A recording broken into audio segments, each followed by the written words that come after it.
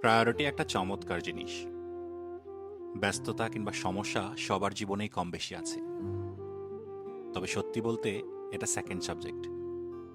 First subject হচ্ছে কার কাছে আপনার গুরুত্ব কতটুকু সেটা। কেউ আপনার মেসেজ নোটিফিকেশন বার থেকে দেখেই ফোন সরিয়ে রাখবে।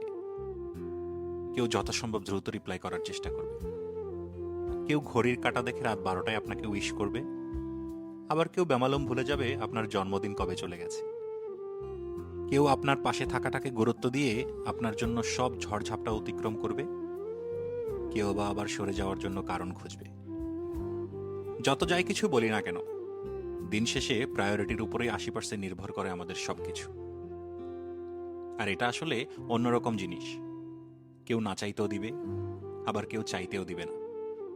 যারা আমাদের কদর করে, প্রায়োরিটি দেয়, তারা সবসময় ভালো থাকুক আর আমাদের জীবনের সাথেই থাকুক। যারা অবহেলা করে, তারাও ভালো থাকুক তাদের মতো। আপত্তি নাই, অভিযোগ নাই।